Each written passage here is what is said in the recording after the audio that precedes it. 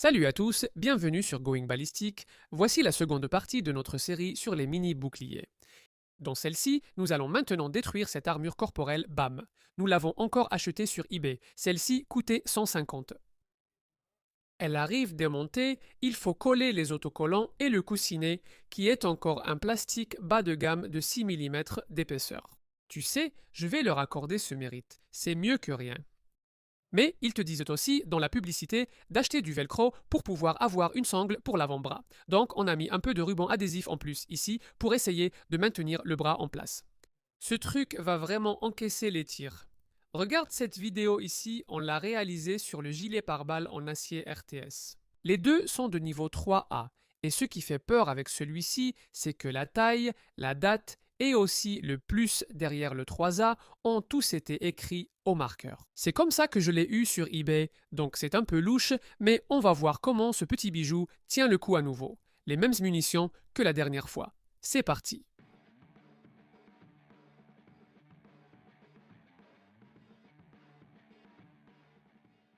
Donc, on a sorti un bel éventail d'armes à feu.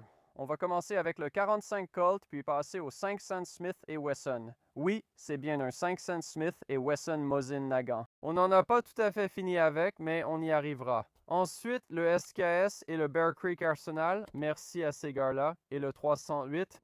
Et puis, on va finir avec 15 cartouches tirées avec la mitraillette Thompson. Donc la Thompson tire. Une ogive blindée de 230 grains, on a une ogive blindée de 145 grains pour le 308 et une ogive blindée de 123 grains pour le SKS. Et ça, c'est une ogive de 400 grains pour le 500 Smith & Wesson, puis une ogive de 225 grains pour le 45 Colt. Alors, allons-y. Très bien. Donc, dans le même ordre que la dernière vidéo avec le bouclier RTS, on va commencer avec le 45 Colt. Ceux-ci sont censés résister jusqu'au 44 Magnum. Je sais que le 45 Colt n'est pas aussi puissant, mais c'est assez proche. On va voir si ça peut l'arrêter. Celui-ci.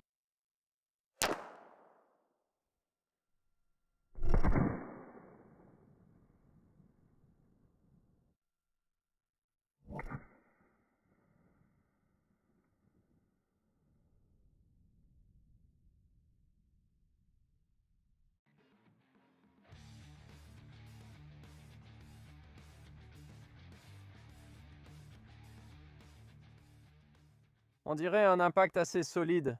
Je pense qu'il l'a arrêté. Voyons ça. Ouh, c'était un bon impact, bien solide. Eh bien, d'accord, gilet pare-balles, bam. Regardez ça. Il est incrusté directement dans le Kevlar. Il l'a arrêté, les amis. Il y a un petit, tout petit renflement à l'arrière, mais bon, les autocollants ont tenu le coup. Les boulons sont toujours bien serrés maintenant. Encore une fois, si vous touchez ces petits boulons ici, ce sera la fin de cette poignée. Cependant, elle a tenu le coup. Mon support est toujours bien serré, le bras est toujours bien maintenu contre lui. Très bien. J'espère que la prise en haute vitesse ne sera pas trop gâchée par les nuages qui arrivent, mais on continue. C'est parti. D'accord. Je ne veux pas jouer les rabat-joie ou quoi que ce soit, mais je ne m'attends pas à ce que cette armure tienne le coup face aux 500. Smith Wesson, après avoir vu les dégâts que ça a causé à la plaque RTS, mais la plaque RTS l'a arrêtée, même si elle a subi beaucoup de dégâts. Encore une fois, sans viseur, je vais viser le centre de la cible du mieux possible. Voyons ce que nous pouvons faire ici.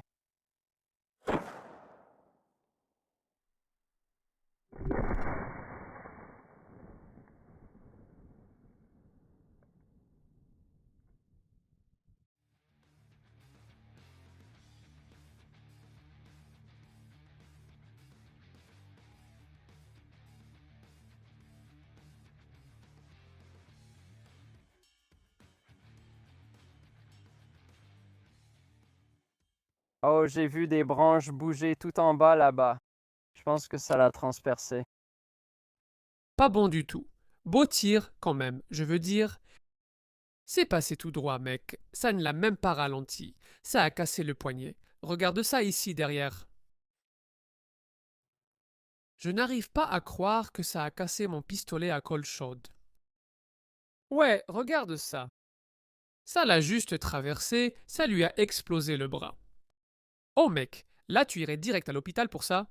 Non, en fait, sûrement direct à la morgue, parce que tu serais comme ça, et ce truc irait là. Alors, ouh, d'accord, on vous avait dit qu'on allait tout casser avec celle-là. J'étais tellement énervé parce que dans ma précipitation à gérer les caméras, j'ai en fait éteint celle-ci, donc elle n'a pas capté ça. Au moins, l'autre caméra haute vitesse a encore filmé. On a des nuages qui passent, donc c'est difficile de capter en haute vitesse. Mais assez parlé de moi, passons à la prochaine manche. C'est parti, d'accord? On passe au SKS chinois en 7,62 x 39. Espérons caméra, espérons que Chris va lancer les caméras. Et au moins on avait une pléthore de caméras parmi lesquelles choisir, mais c'était celle qui était juste derrière. Ça enregistre maintenant, et si ce n'est pas déjà fait, assurez-vous de jeter un œil au bouclier RTS qu'on a présenté dans la vidéo précédente.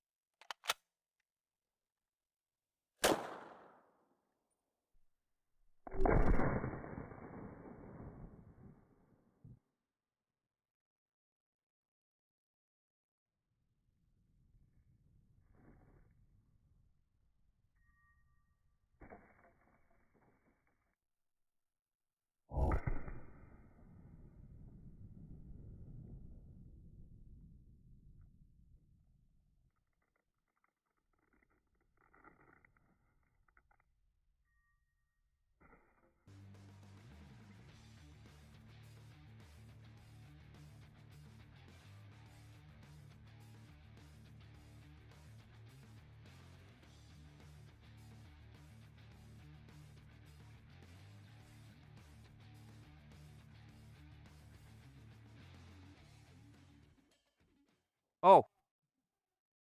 Après avoir tiré, le bras est juste tombé comme ça. Où est mon bras? Le bouclier a rampé. Un bras. On en a envoyé un autre à la morgue. Bam, gilet pare-balles. À leur décharge, ce n'est pas conçu pour les fusils.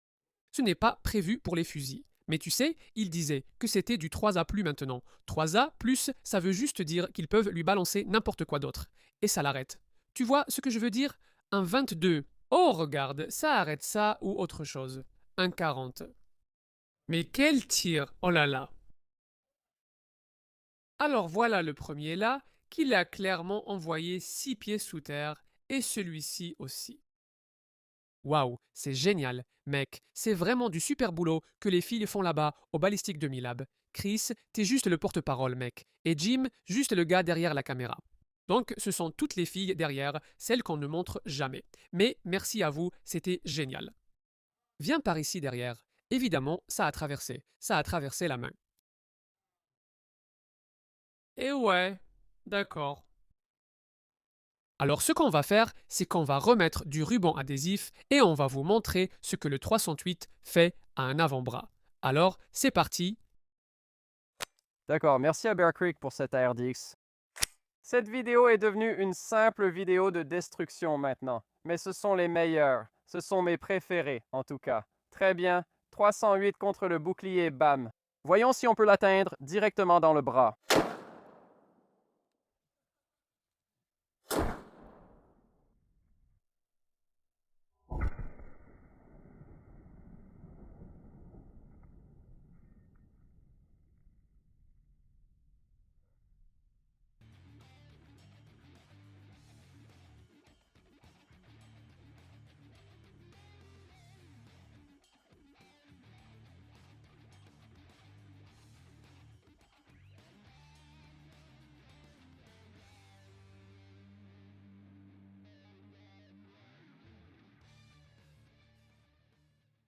D'accord, c'est juste un morceau du bras qui est tombé sous la cible. Allons voir ça de plus près. C'était dégoûtant, mais affreusement cool. La façon dont le bras a expulsé un morceau de bras, c'est ce qu'on aurait dit. Regardez ça. Directement à travers le bras et aussi à travers ton corps. Bon, d'accord, c'était fou. Regardez ça ici derrière. Il n'a même pas eu besoin de déplacer beaucoup le rembourrage.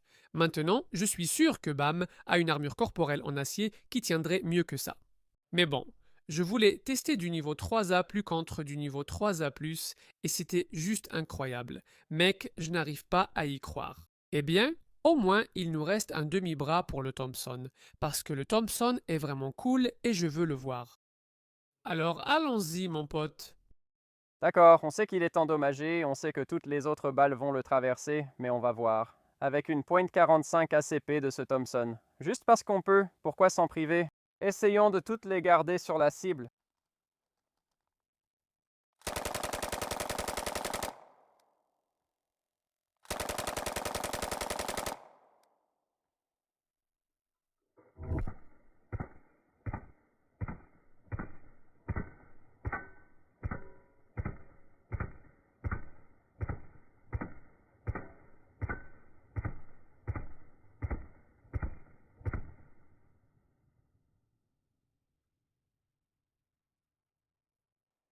Elles ont finalement commencé à traverser.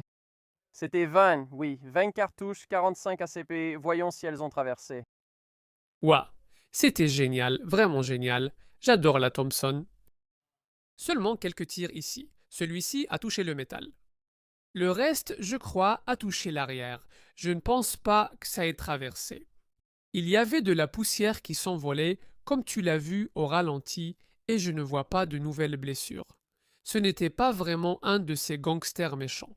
Pendant que tu es à terre, je vais juste te mitrailler avec le Thompson 45, mais d'accord. Donc on a eu 3 balles qui ont traversé. On avait le 7,62 par 39, le 308 et le 500. Je ne me souviens plus lequel était lequel. Mais voyons ça. Je te dis, mec, voyons voir. Ce n'est plus si difficile maintenant. Alors, ça s'est arrêté. 2045 cartouches ACP tirées d'une Thompson, l'une après l'autre. Tu sais, la poignée est toujours là, aucune des vis n'a été touchée, donc pas mal, pas mal. Je pensais vraiment que la poignée bougeait juste à cause des vibrations. Je pensais que ça casserait ces petites vis bon marché et tout ça, mais ça a quand même bien tenu. Franchement, oui. Munitions de pistolet, 9 mmé.44 Magnum. Il est censé pouvoir les arrêter. On n'en avait pas, mais ça n'a arrêté aucune des autres. Donc, voilà, c'est dit. Les amis, prenons celui-ci ici.